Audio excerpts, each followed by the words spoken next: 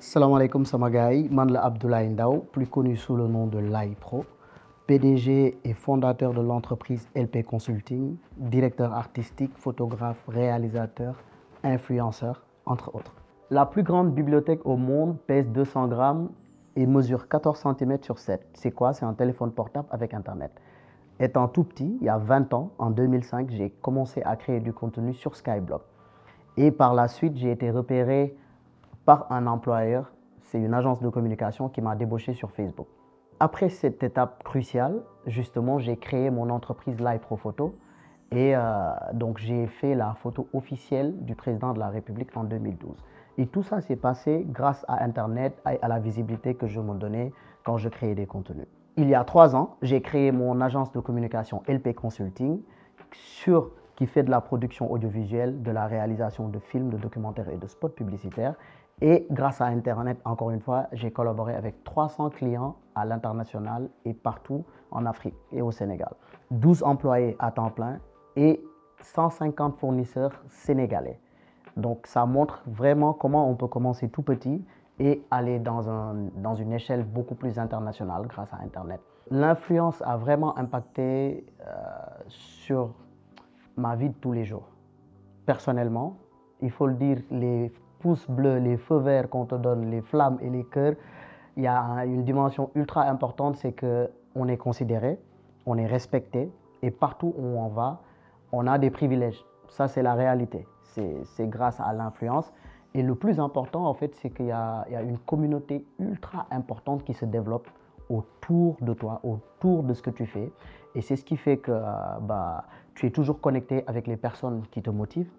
Et il y a une autre chose aussi, une dimension, je dirais, très importante, c'est qu'il y a des moments où tu as envie de laisser, où tu es saturé. C'est des gens qui sont derrière toi, qui te poussent à aller de l'avant. Parce qu'un créateur n'est pas parfait tous les jours. Il y a des moments de doute, il y a des moments de crise. Et c'est grâce à cette communauté-là, justement, que tu as toujours la force de se relever et d'aller de l'avant. Et ça, c'est un élément ultra important sur l'aspect personnel. Alors, de façon professionnelle, sincèrement, la liste, elle est interminable. J'ai eu à collaborer avec Puma, Canal, UNESCO, Samsung, Tecno. Alors, tout ça, c'est grâce à l'influence. Parce qu'aujourd'hui, 76% des jeunes croient plus aux influenceurs qu'aux médias traditionnels. Ça, c'est la réalité. Et professionnellement, je pense qu'on a fait une campagne qui a gagné 5 prix au Pictures Award 2024. L'une des compétitions les plus prestigieuses en récompense d'agences créatives. C'était une campagne Kiren où il y avait beaucoup d'influenceurs. Et tout ça, c'est grâce à la force de l'influence, en fait. Parce que les Sénégalais, les Africains et tout le monde passent la longueur de journée sur Internet, sur le téléphone portable. Et si on a la chance, justement, de maîtriser l'influence et de pouvoir travailler dessus, les retombées sont extraordinaires. Je suis aujourd'hui ambassadeur Saudi, Middle East and Africa. Et ça, c'est grâce aussi à Internet. Le taux de pénétration d'Internet au Sénégal est de plus de 68%, avec plus de 8 millions d'usagers actifs. C'est fort, c'est un chiffre clé. Et malheureusement, le secteur de l'influence est très mal organisé et ce n'est pas formalisé. C'est un secteur très informel. Moi, j'ai collaboré avec plus de 100 influenceurs et je peux vous dire que seuls 3% étaient régularisés avec des managers et étaient carrés. La plupart, on a traité directement. Et il est temps, en 2025, qu'on puisse régulariser ce secteur avec une initiative comme le Flexstop. Parce que tous les Sénégalais sont conscients du pouvoir de l'influence. Et le fait de régulariser le secteur, de pouvoir définir des barèmes sur lesquels les gens vont s'y retrouver, c'est ultra important. Parce qu'il faut que ça soit du win-win. Il n'y a pas que les marques qui doivent gagner, mais les créateurs de contenu qui sont à la source de la création doivent eux aussi bénéficier vraiment de ce win-win-là. Et regrouper donc l'État, les parties prenantes, les créateurs, les marques, vraiment c'est une première. Moi je peux dire aujourd'hui je suis un produit pur de l'influence au Sénégal. Même si je ne me considère pas comme un influenceur, il est temps de régulariser ce secteur grâce à des initiatives comme le Flexstop. À tous les jeunes qui me regardent, un contenu authentique voyage plus loin qu'une publicité parfaite. On est à l'ère de l'authenticité.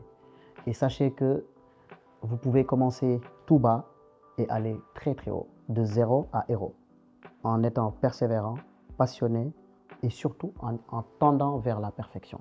Donc il ne faut jamais baisser les bras. Dëkk bi amul liggéey man gawma lool mën nga toog ci sa biir ruq di créer say contenu di nga am xaalis surtout di nga màgg et ça peut aller très très loin.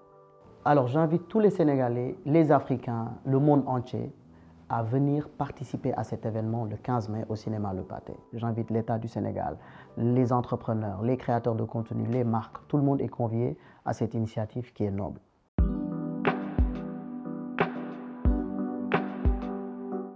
Alors bonjour, moi je suis Maria Mandiaye, donc communément appelée Zimoni Coach. Je suis éducatrice financière certifiée et planificatrice financière agrégée. Donc je suis également la directrice générale des Uptribe, qui est une société d'éducation financière, et notre mission, c'est l'autonomisation financière des communautés par le biais de l'éducation financière. L'historique, elle est assez simple parce que moi, de nature et de formation, donc je suis financière. Donc naturellement, comme tout jeune, j'ai commencé mon parcours. Mais en commençant mon parcours en tant que comptable, j'ai eu des problèmes à gérer mes finances. Ce qui a fait que j'ai créé l'activité. Et malheureusement, quand j'ai regardé autour de moi, beaucoup de personnes rencontraient les mêmes difficultés financières. Et c'est pour ça que j'ai lancé Uptribe. Et quand même, comment vulgariser? Parce que quand on parle d'aujourd'hui accompagner les personnes, il faut vulgariser. Donc l'outil qui était là, c'était vraiment les réseaux sociaux. Et c'est comme ça que j'ai commencé à créer du contenu de manière régulière sur LinkedIn. Ce parcours, en tout cas, de création de contenu sur LinkedIn précisément et d'autres réseaux sociaux m'a vraiment transformée dans le sens où je suis une personne très introvertie. Donc, ça m'a donné l'opportunité d'utiliser une plateforme pour pouvoir exprimer ce qui était enfui à l'intérieur de moi, d'extérioriser mes compétences et mes capacités à vulgariser, mais aussi à inspirer. Donc, si vous remarquez au début, peut-être de manière fortuite, la création de contenu n'était pas régulière, voilà, n'était pas organisée, n'était pas bien conçue. Mais au fil du temps, j'ai pu m'améliorer en créant du contenu de qualité surtout, parce que j'y tiens. Surtout que dans mon domaine d'expertise, il est très important de proposer du contenu qualitatif, précis, parce que ça touche un aspect très important de la vie qui me suit et de ma communauté. 60% aujourd'hui des marchés que ma société a vient des réseaux sociaux et des fois je le fais sans prospection. Donc on peut dire que la création de contenu, le fait qu'aujourd'hui je propose du contenu de qualité m'a facilité la voie à nouer des partenariats stratégiques avec des institutions de la place qui me permettraient aujourd'hui d'atteindre ma cible et donc d'être plus impactante. Mais aussi ça m'a permis d'être une influenceuse. C'est un terme que je ne savais pas que ça existait, je ne savais pas également que c'était un métier et ça m'a permis même d'être honorée au niveau mondial en étant la première créatrice de contenu sur le domaine de la finance au Sénégal, sur LinkedIn. Mes premières impressions étaient simples, c'est que c'est le moment d'avoir ce type d'événement-là parce que c'est certes, moi je trouve que le métier d'influenceur, il est réel, c'est un métier, mais ce n'est pas destiné à tout le monde. Il faut un cadre réglementaire. Surtout tout le temps, je prends l'exemple de mon métier parce que nous, par exemple, dans le métier de coach, en matière de finance, tout est normé. Parce qu'on ne peut pas donner des conseils n'importe comment, on doit suivre une charte déontologique. Donc ce serait tout à fait judicieux également quand on parle d'influencing, de mettre un cadre pour comprendre quel est le type de métier, quel est le type de service aujourd'hui qu'ils peuvent proposer et comment aujourd'hui le créateur de contenu peut être protégé, mais également ses collaborateurs ou partenaires peuvent être protégés. Donc pour moi, le Flex Talk est une opportunité pour ces deux cibles de pouvoir échanger, pouvoir mettre un cadre réglementaire et avancer sereinement dans la vulgarisation sur les réseaux sociaux, mais de manière carrée. Donc en tout cas, je vous donne rendez-vous le 15 mai au Cinéma Pathé pour cet événement qui s'appelle le Flex Talk, pour vraiment échanger avec des influenceurs, mais surtout mieux comprendre les enjeux de ce type de métier sur le court, moyen, long terme. Et ce sera un réel plaisir de contribuer et de pouvoir voir comment l'influencing peut avoir un impact considérable dans la communauté sénégalaise.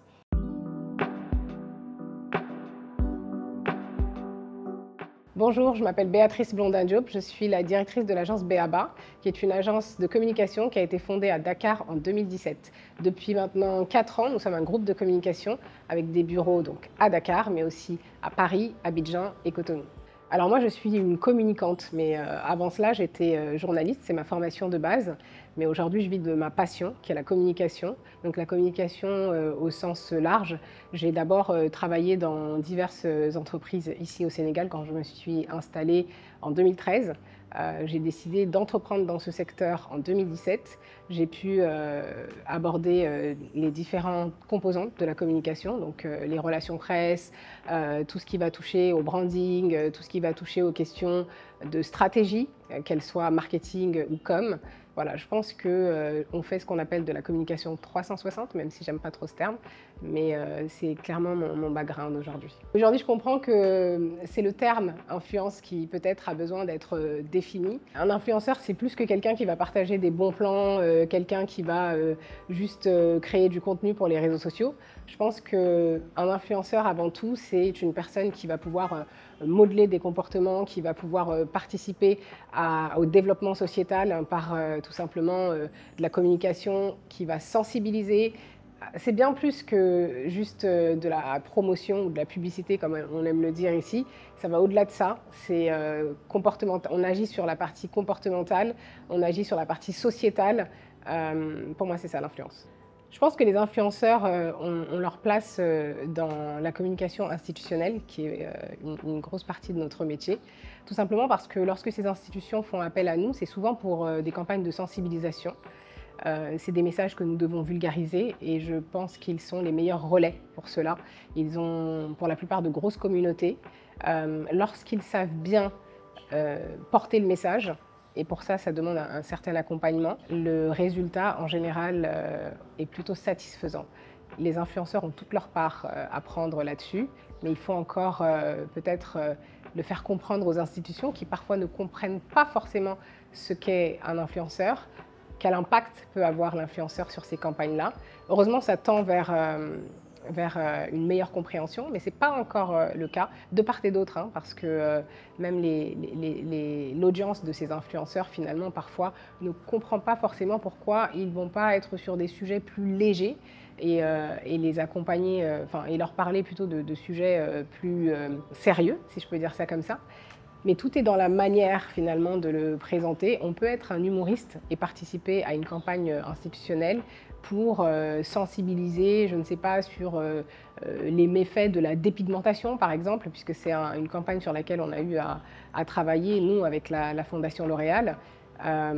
Ce genre d'influenceurs touchent la masse, c'est ce qu'on appelle la masse, et c'est cette masse qui a besoin de connaître justement les dangers qui sont liés à ces pratiques. Ils ont leur manière de communiquer qui va être complètement différente de la nôtre, mais pourtant c'est une communication comme une autre et parfois c'est celle qu'il faut pour toucher la cible souhaitée. C'est une très belle initiative que je salue, on est heureux d'y prendre part. Le Sénégal au cœur de l'influence, c'est une thématique qu'il fallait tout simplement aborder. Effectivement, l'influence peut avoir un impact très positif lorsqu'on sait comment l'utiliser au sein de la société. Et puis, il faut dire que le Sénégal, ça fait très longtemps qu'on est sur des sujets d'influence, mais je pense qu'on n'a pas encore la place que l'on devrait avoir sur ce sujet-là. Et peut-être que cet événement-là nous permettra justement de prendre la place qu'on mérite. Si vous avez envie d'en savoir un petit peu plus sur le sujet de l'influence, de comprendre l'influence, le 15 mai au cinéma Pathé, nous vous attendons, secteur public, secteur privé, influenceurs, tout le monde y a sa place, c'est un grand moment qu'il ne faut surtout pas rater.